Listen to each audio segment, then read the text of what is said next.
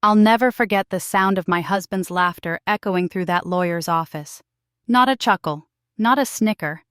A full, belly-deep laugh that made the young paralegal flinch, and the lawyer's eyebrows shoot up over his reading glasses. "An old clock?" Terrence wheezed, slapping his knee. "Girl, your daddy really showed you how he felt, didn't he?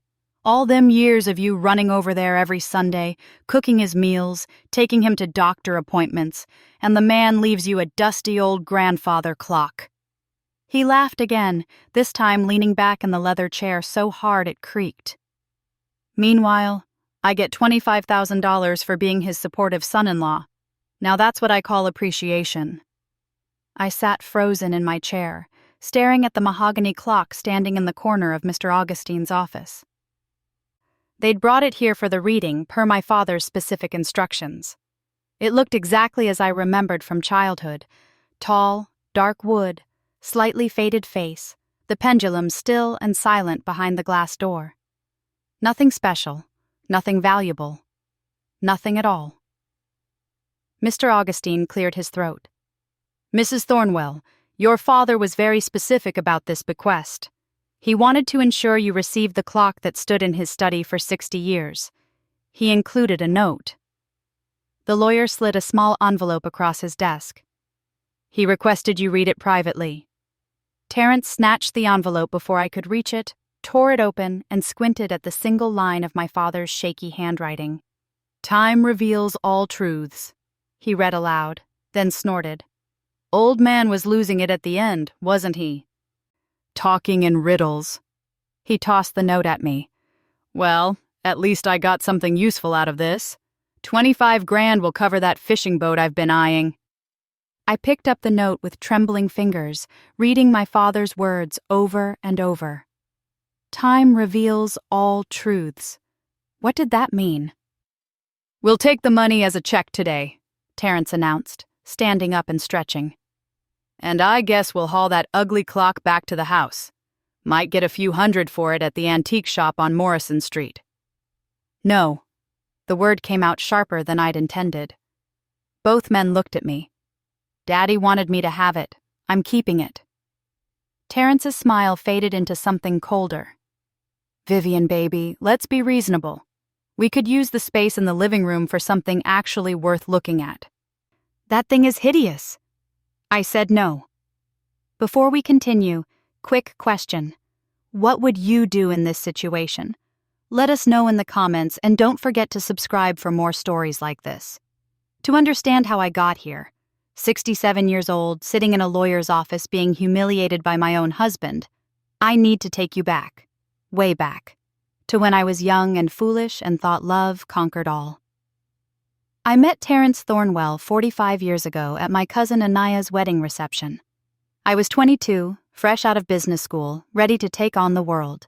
He was 24, handsome, charming, and working as a manager at the Ford plant. My father, Floyd Chambers, took one look at Terrence and pulled me aside. "That boy got hungry eyes," Daddy said quietly, his hand gentle on my shoulder. "Not hungry for you, hungry for what's behind you." I didn't listen. Young love never does. Daddy was a self-made man. Grew up picking cotton in Alabama, moved north during the Great Migration, and built himself a successful construction company brick by brick, contract by contract. By the time I was born, he owned apartment buildings all over the city. But he never forgot where he came from. He lived modestly, drove a 10-year-old Buick, and gave generously to Mount Zion Baptist Church and the community center on Fletcher Avenue. The only luxury he kept was that grandfather clock. Bought it at an estate sale when I was 7, the same year my mother died. Sometimes I'd find him standing in front of it late at night, just listening to it tick. "Every second matters, Vivi," he'd tell me. "Can't get a single one back." Terrence seemed perfect those first few years. He worked hard, treated me well, and showed up for Sunday dinners at Daddy's house. But after we got married, things changed. Slowly at first.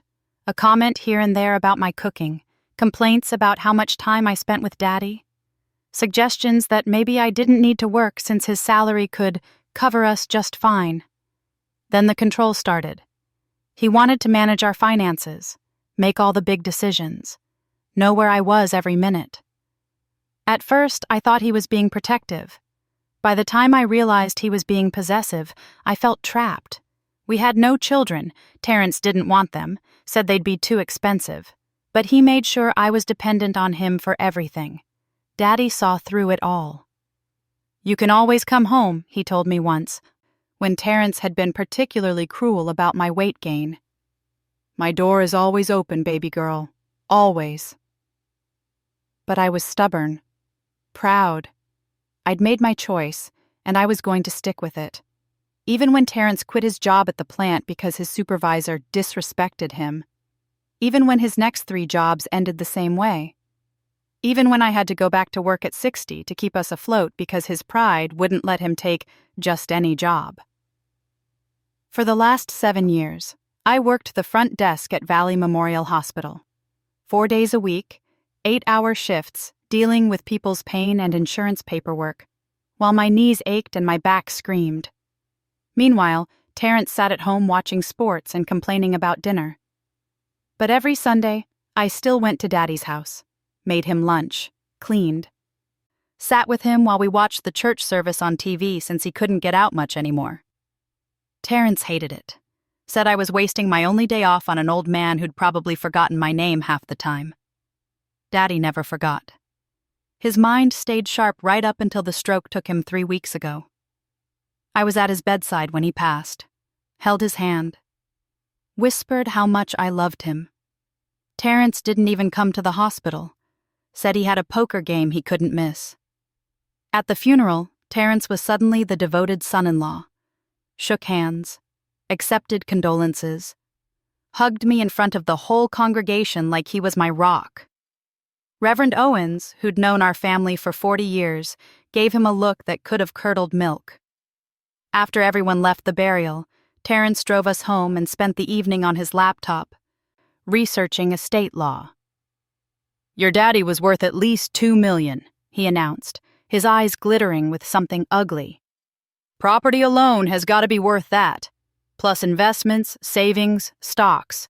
We're looking at a serious windfall, Viv. Might be able to retire early, take that cruise to the Caribbean I've been wanting." Daddy had his own plans for his money, I said quietly. He supported a lot of causes. "Yeah, well, charity starts at home, and I'm home." He jabbed his thumb at his chest.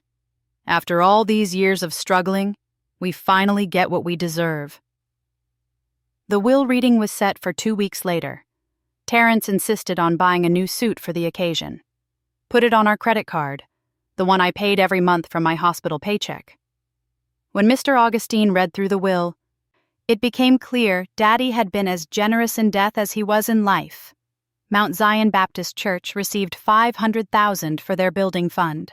The community center got $300,000. His longtime housekeeper, Mrs. Lattimore, received $50,000 and Daddy's Buick. Various other bequests to cousins, second cousins, and old friends. Then came the part about me and Terrence. "To my son-in-law, Terrence Thornwell, I leave $25,000 in appreciation for his presence in my daughter's life." I could see Terrence trying to calculate, trying to figure out what was left. His hands actually shook with anticipation. "And to my beloved daughter, Vivian Chambers Thornwell, I leave my grandfather clock from my study, with the hope that she will treasure it as I have. May time reveal all truths." The silence that followed was deafening. Then Terrence started laughing. And now here we were, loading that clock into the back of our Honda CR-V while Terrence ranted about getting cheated and disrespected, about how Daddy must have been senile, about how we'd sue the estate for elder abuse or undue influence or whatever. Mr. Augustine had been very clear before we left. Mr. Chambers was thoroughly evaluated by 2 physicians in the 6 months before his death. His mind was completely sound. This will cannot be contested. I suggest you respect his wishes. When we got the clock home, Terrence wanted to shove it in the basement. I insisted on putting it in our bedroom, against the wall where I could see it from the bed.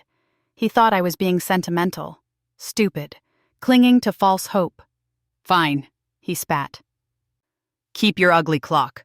I'm going to the bank tomorrow to cash that check, and I'm buying my boat. At least I got something out of the old man." That night I couldn't sleep. I lay in bed listening to Terrence snore, staring at the dark silhouette of the clock. Daddy's clock. The one thing he'd kept from before. The one thing he'd looked at almost every day for 60 years. Time reveals all truths. What truth, Daddy? What were you trying to tell me? At 3 a.m, I got up, grabbed a flashlight from the kitchen drawer, stood in front of that clock and really looked at it for the first time in decades. The wood was darker than I remembered. The clock face had Roman numerals, ornate hands frozen at 3:47, the time it had stopped running years ago. The glass door that covered the pendulum was dusty, streaked, almost opaque with age and neglect. Behind that glass, the brass pendulum hung motionless. I opened the door. It creaked slightly, reached in to touch the pendulum, thinking maybe I'd try to wind the clock, get it running again. Something to honor Daddy's memory. My fingers brushed against the back of the clock's interior, behind where the pendulum hung. And I felt it. A seam. A ridge. Something that didn't belong. My heart started pounding so hard I could hear it in my ears. I angled the flashlight, peering into the narrow space behind the pendulum mechanism. There, carved into the back panel, almost invisible in the shadows, was a tiny keyhole. And next to it, words scratched in Daddy's careful handwriting. "For Vivi, when you're ready." My hands were shaking so badly I almost dropped the flashlight. A hidden compartment. In the clock. A clock Daddy had owned for 60 years. A clock he'd left specifically to me with a note about time and truth. I pressed my fingers around the edges of the panel, feeling for a catch, a release, anything. Nothing moved. It was locked tight. Whatever Daddy wanted me to find, I needed a key to get to it. A key he hadn't left me. Or had he? I stood there in the darkness, my mind racing, thinking about everything Daddy had said to me in those last few months. Every odd comment, every meaningful look, every time he'd told me to be patient or wait for the right time. And then I remembered. The last time I'd visited him, 2 days before the stroke. He'd been sitting in his study, that clock ticking behind him, and he'd said something strange. "Vivi, you know what the most valuable thing I own is?" I'd assumed he meant the properties, the investments. "Your business, Daddy?" He'd smiled and shook his head. "Time, baby. Time is the only thing we can't buy back, and the only thing worth protecting." He'd paused, looked right at me with those sharp eyes. "Everything important is right in front of you. You just have to know when to look." Right in front of me. I played the flashlight beam over every inch of the clock's interior. The pendulum, the weights, the mechanism, the carved wood panels. And then I saw it. At the very top of the pendulum rod, where it connected to the clockwork mechanism, there was a small decorative finial, a brass ornament that looked like it had always been part of the design. Except it was slightly asymmetrical, slightly wrong. With trembling fingers, I reached up and tried to twist it. It unscrewed. Inside the hollow finial, wrapped in aged velvet cloth, was a tiny brass key. My fingers closed around that tiny brass key, and I swear I felt Daddy's presence right there in the room with me. 60 years he'd kept this secret, 60 years of planning, waiting, protecting whatever truth he'd hidden inside this clock. I fitted the key into the hidden keyhole with shaking hands. It turned smoothly, like it had been oiled recently. The back panel popped open with a soft click. Inside the hidden compartment was a large manila envelope sealed with wax. Daddy's wax seal, the one with his initials that he used for important business documents, and on the front, in his handwriting, "For my daughter Vivian, your inheritance, your freedom."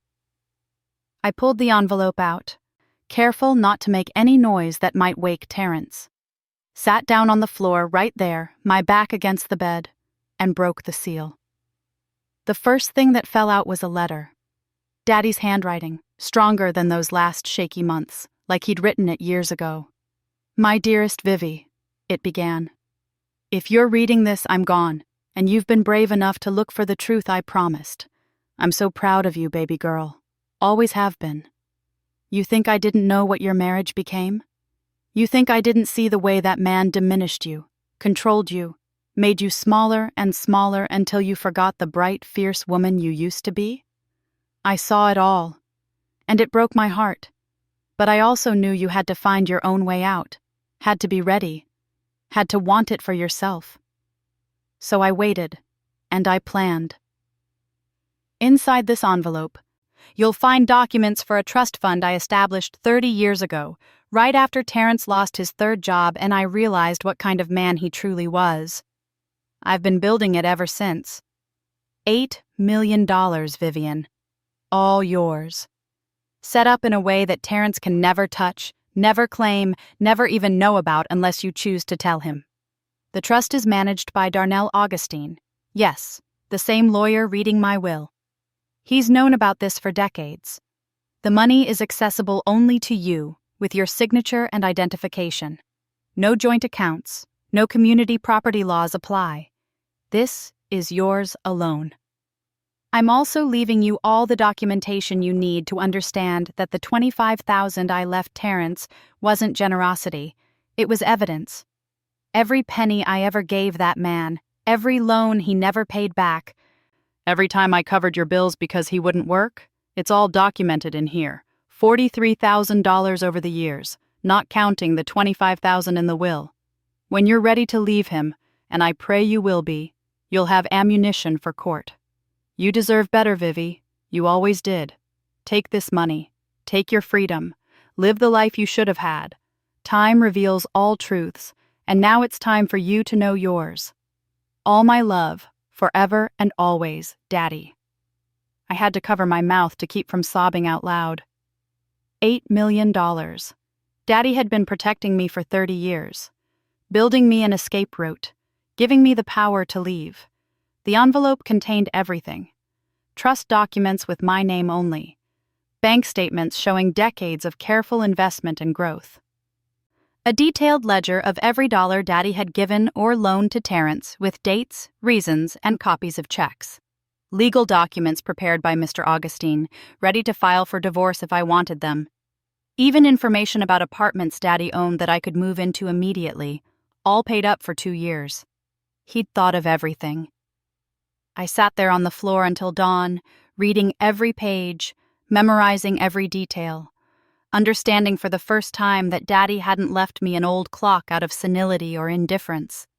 He'd left me the most valuable thing he could, my independence, my dignity, my future, and he'd done it in a way that Terrence would never suspect, would never think to look for, would never find.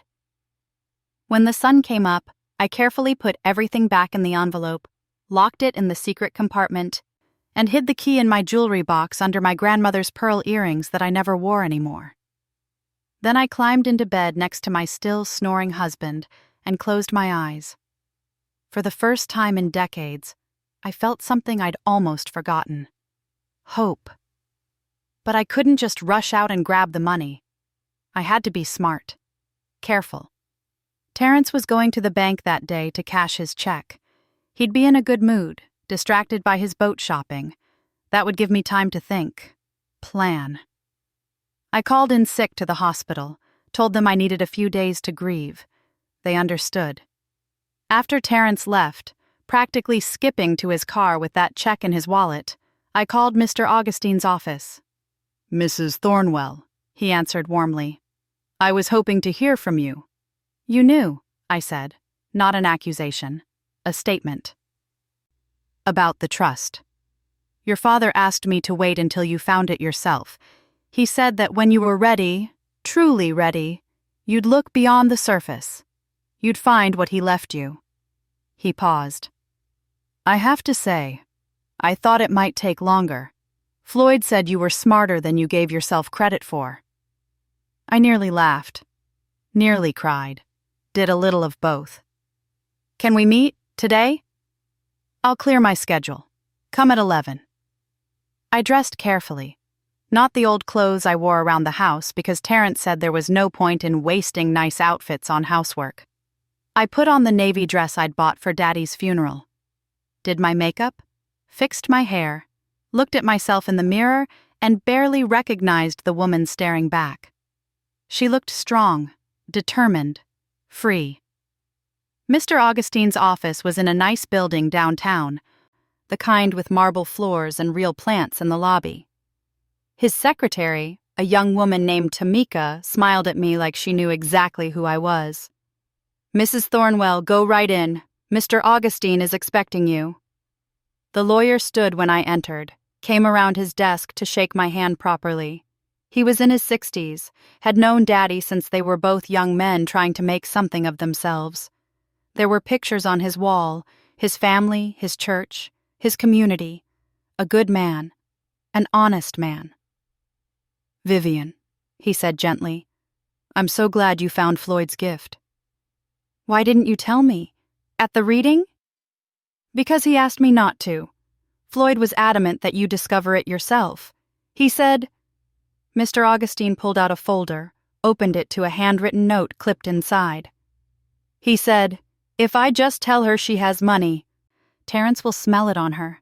He'll dig until he finds it. But if she finds it herself when she's ready, she'll know what to do with it. She'll be strong enough to protect it. He was right. Daddy was always right. We spent 2 hours going over everything. The trust was ironclad, established in my name only, before my marriage, which meant California community property laws didn't apply. Even if Terrence found out somehow, he had no legal claim. The money was mine. What do you want to do? Mr. Augustine asked. I thought about Terrence, probably at the boat dealership right now, already spending money we didn't really have because he'd blown through his $25,000 in his head a dozen times over. Thought about 45 years of being made to feel small, stupid, worthless. I want to start over, I said. I want to leave him, but I need to do it right. Mr. Augustine nodded. We'll do it right. I'll file the divorce papers whenever you're ready. In the meantime, I'd suggest you start separating what's yours from what's his. Open your own bank account. I have a banker I trust who can help you do it discreetly. Move anything important to you somewhere safe. And Vivian? He looked at me seriously. Don't tell him about the money. Not yet. Not until the divorce is final and you're somewhere he can't reach you. The apartment Daddy mentioned in the letter. It's ready whenever you are. Nice place over on Westwood Avenue. 2 bedrooms, updated kitchen, security building. I've had it maintained for the last 5 years specifically for this purpose. Daddy had been planning my escape for 5 years, maybe longer. All while I thought I was trapped. I left Mr. Augustine's office feeling lighter than I had in decades. Stopped by the bank he'd recommended, opened an account in my name only with $1,000 from the trust, just enough to get started. The banker, a woman named Rochelle who'd apparently helped several of Mr. Augustine's clients, gave me a debit card and assured me everything was private. You got this, sister, she said quietly as I left. I've seen women walk out of worse. You're already free. You just don't know it yet. I got home before Terrence. Made myself a sandwich, the good turkey from the back of the fridge that he always said was too expensive for me to eat. Sat at the kitchen table and ate every bite. When he finally walked in at 6, he was in a rage. $25,000, he shouted, slamming his keys on the counter. You know what boats cost, Vivian? Real boats? The kind a man can be proud of? 60, 70,000 at least. What am I supposed to do with 25? I took another bite of my sandwich. Didn't answer. Your father was a cheap old bastard, he continued, pacing. All that property, all those investments, and he gives away most of it to strangers and leaves his own son-in-law pocket change? It's disrespectful. It's... He stopped, looked at me. Why aren't you upset? I got a clock, I said calmly. You got $25,000. Who should be more upset? That threw him off. He squinted at me suspiciously. What's gotten into you? Grief, I said. My father died. I'm grieving. He grunted, apparently satisfied with that answer, and went to the living room to watch TV and sulk about his boat budget. Over the next week, I moved carefully, took small amounts of my own things to the apartment, photo albums, important papers, clothes Terrence wouldn't notice missing, contacted the hospital and explained my situation to HR. They were wonderful, helped me transfer to a different location so Terrence couldn't just show up at my work. I also did something I'd never done before. I went to Mount Zion on a Wednesday evening for Bible study and actually stayed for the fellowship hour afterward. Reverend Owens's wife, Sister Patricia, pulled me aside. "How are you holding up, baby?" she asked, her hand warm on my arm, and for some reason, maybe because I was tired of holding it all in, maybe because I knew I was finally leaving, I told her. Not about the money, I kept that close, but about the marriage, the control, the years of being made to feel worthless. Sister Patricia listened, her eyes sad but not surprised. "We've known," she said quietly. "The church has known for years, Vivian. We've been praying for you, waiting for you to be ready." That's when I learned I wasn't alone. Sister Patricia introduced me to 3 other women in the church, Sisters Imani, Keisha, and Grace. All of them had left bad marriages. All of them had rebuilt their lives. "You got somewhere to go?" Keisha asked me directly. "I do now." "Then you let us know when you need us. We'll help you move. We'll be there in court if you need witnesses. Whatever you need, sister. That's what family does. Real family, not the kind that laughs when you're humiliated. The kind that lifts you up." I set the date. 2 weeks from then, Mr. Augustine would file the papers on a Monday morning. I'd move out that same day while Terrence was gone. He had a poker game Monday afternoons that he never missed. The church sisters would help me get my things to the apartment. Everything was planned. Everything was ready. But 3 days before my escape date, I made a mistake. I got comfortable, complacent, forgot for just a moment to be careful. I was in our bedroom taking one last look at the clock before I figured out how to move it safely. The hidden compartment was closed, the key tucked in my jewelry box. No evidence, nothing suspicious, except I'd left the manila envelope on the nightstand. Just for a second while I checked the clock's measurements, just long enough to figure out if it would fit through the apartment doorway. I heard the front door open. Terrence was home early from his poker game. Said he'd forgotten his lucky chips. I grabbed the envelope, shoved it under my pillow, tried to look casual as he walked into the bedroom. He looked at me, looked at the clock, looked at my face, and smiled, the coldest smile I'd ever seen. "Vivian," he said softly. "What are you hiding?" My heart stopped. The envelope under my pillow suddenly felt like it was burning through the fabric.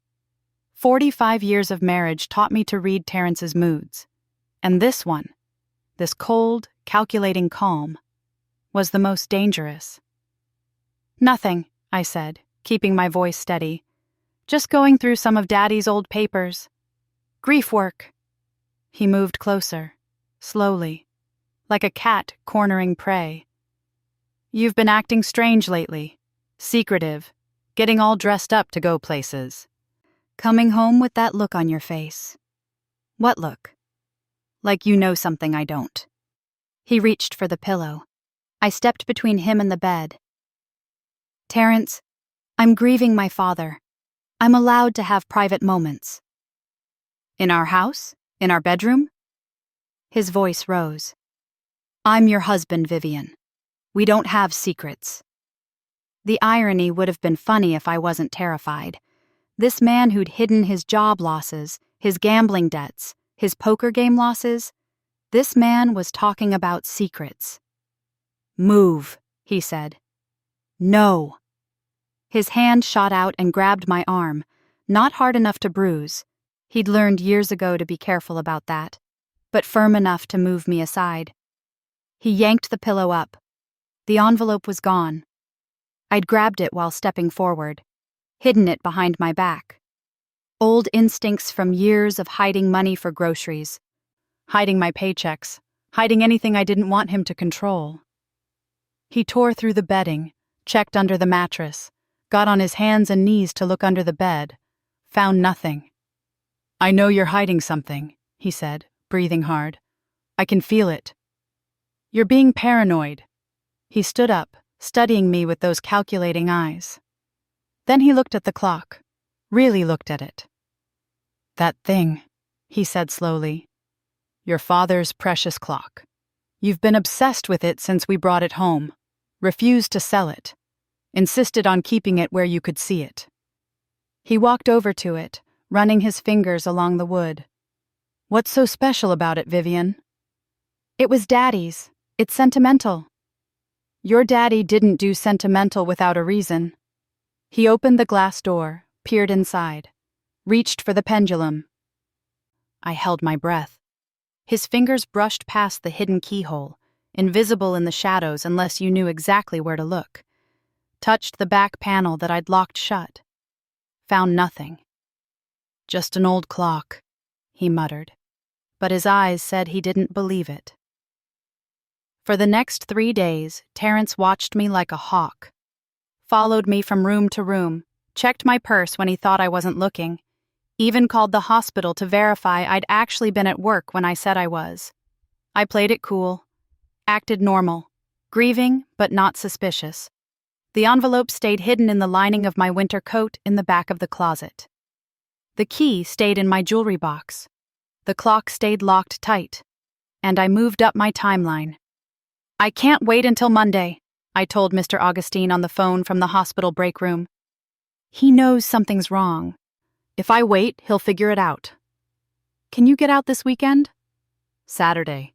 He's got an all-day fishing trip with his poker buddies. Leaves at 5 in the morning, won't be back until dark." "I'll have the movers there at 6. We'll get you out clean." I called Sister Patricia next, told her the situation had escalated. Within an hour, I had 6 women from Mount Zion ready to help me move on Saturday morning. Not just the 3 sisters I'd met before. 6. Women who'd been watching, waiting, ready to help when I finally asked. "We got you, baby," Sister Patricia said. "And if that man comes back early, we got deacons who can make sure he don't cause problems." Friday night, Terrence was in a good mood. His fishing trip was all planned. He'd be out on the lake with the boys, drinking beer, celebrating his boat fund. Even though $25,000 wasn't nearly enough, he'd decided it was a good start. He could add to it. Maybe I could pick up extra shifts at the hospital to help. I nodded, smiled, played the supportive wife one last time. "I'm thinking about selling that clock after all," I said casually over dinner. "You were right. We could use the space." His eyes lit up. "Now you're talking sense. I'll take it to the antique shop on Morrison next week. Guy there owes me a favor." "Sounds good." I'd never felt more like a liar in my life. But lying to protect yourself isn't the same as lying to hurt someone. Daddy taught me that. Saturday morning, Terrence left at 4:47 a.m. I watched from the bedroom window as his taillights disappeared down the street. At 5 o'clock a.m., I started packing. At 6 o'clock a.m., the moving truck arrived. Small company, discreet, recommended by Mr. Augustine.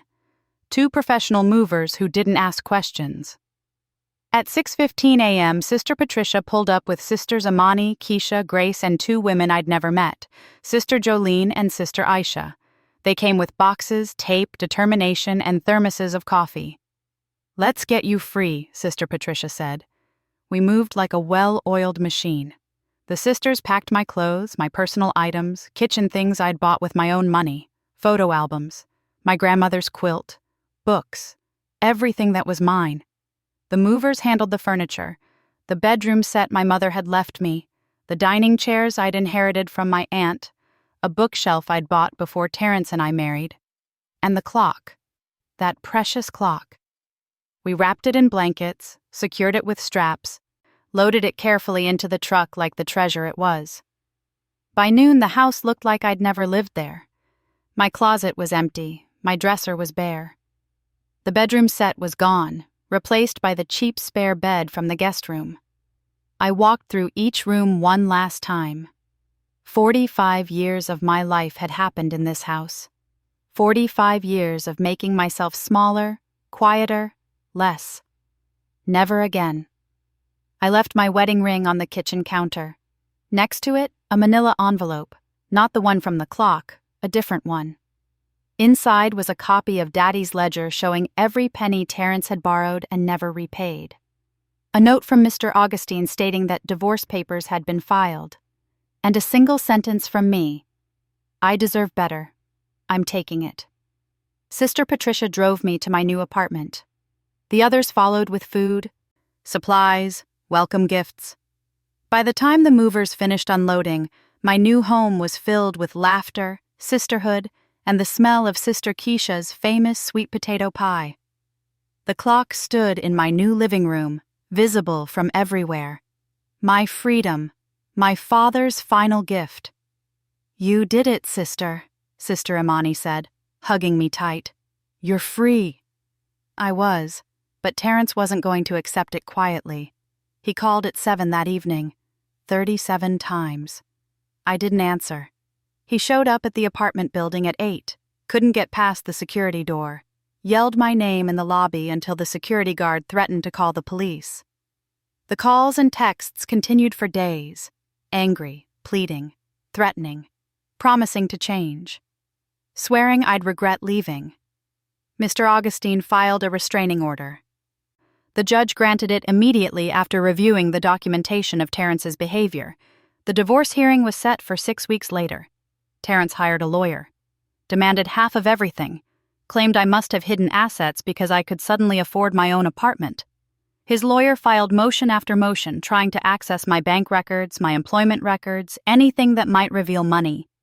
Mr. Augustine shut down every attempt. The trust was established before my marriage. The apartment was owned by my father's estate, and I was a tenant. My hospital job barely covered basic expenses.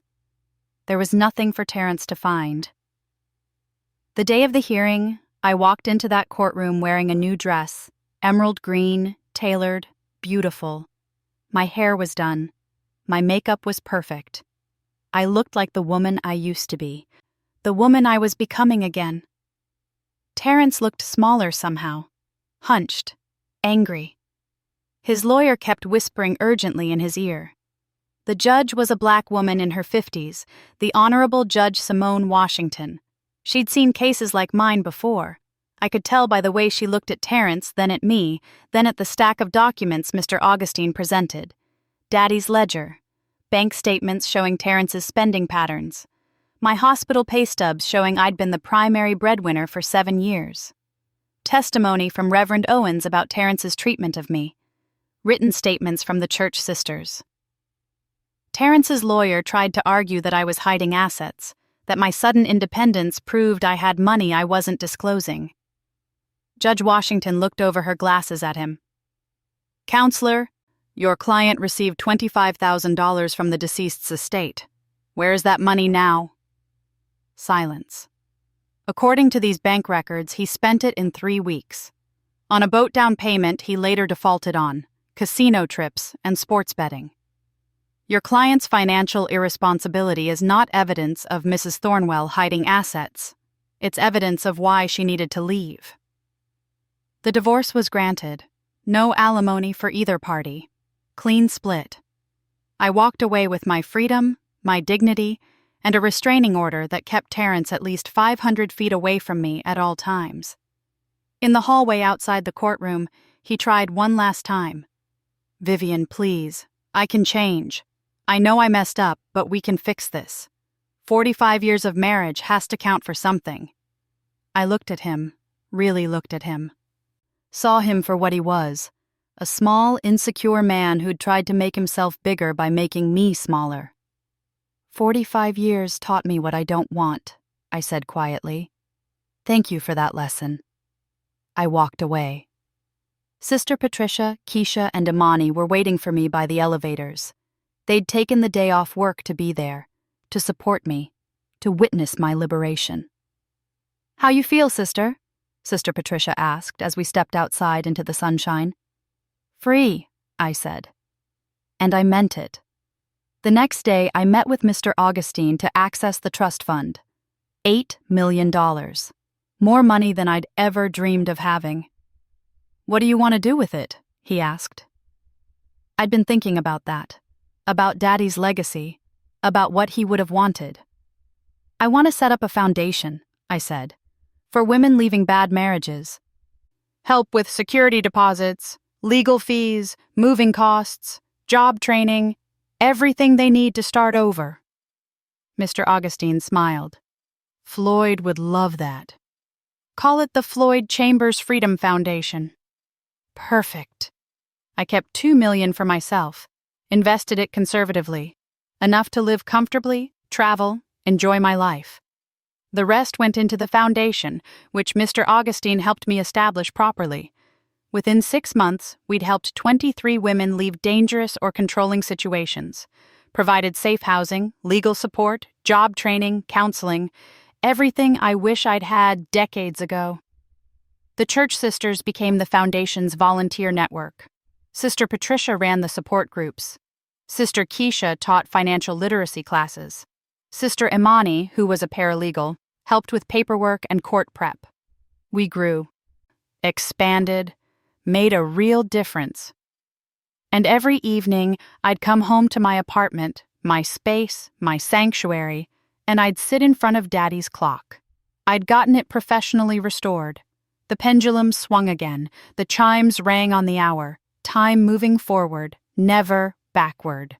1 year after the divorce, I retired from the hospital, not because I had to, but because I wanted to. I traveled, took a trip to Ghana that Daddy had always dreamed about, visited the ocean, learned to paint, joined a book club with women my age who'd also discovered freedom late in life. I dated a little, nothing serious, a nice man named Calvin who owned a bookstore and made me laugh. We went to jazz concerts together, had dinner, talked about everything and nothing. No pressure, no control, just companionship. One Sunday morning, I was at Mount Zion for service when Reverend Owens called me up front. "Sister Vivian, we want to recognize you for the work you've been doing in our community. The Floyd Chambers Freedom Foundation has changed lives, saved lives. Your father would be so proud." The congregation stood and applauded. Not just polite church clapping, real appreciation. Love. Recognition.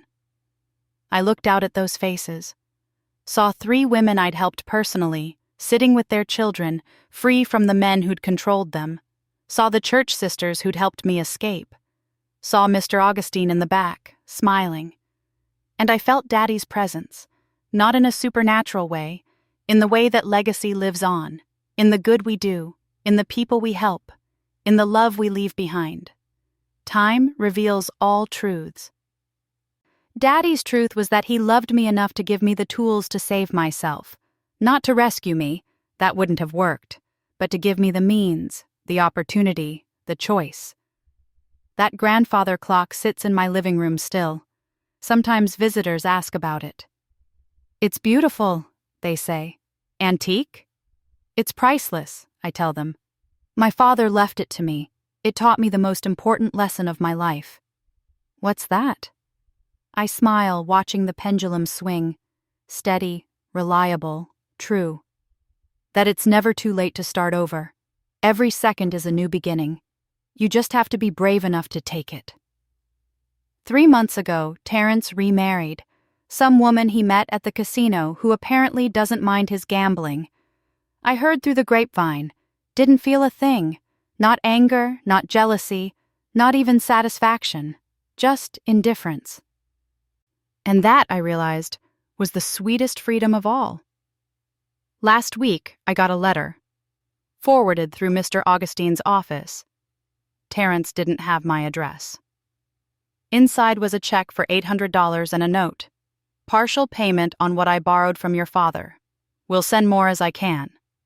I took the check to the foundation office, deposited it in our account, sent him back a receipt and a note of my own. Donation received in your name. Thank you for supporting women finding their freedom. I like to think he understood what that meant.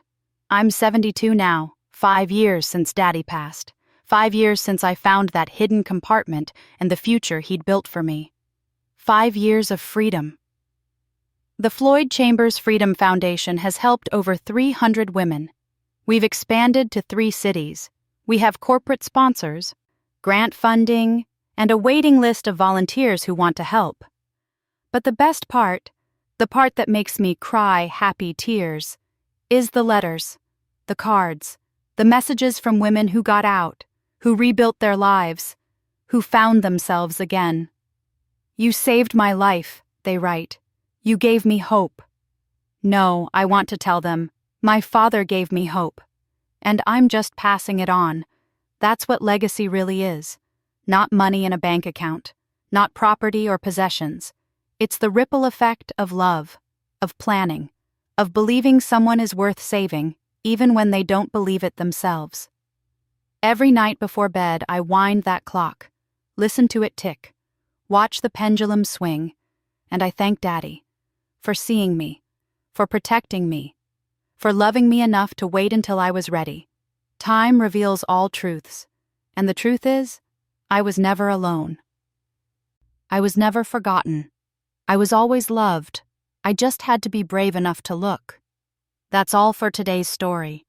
If this touched your heart, please subscribe and share your own experiences below. We're all in this together.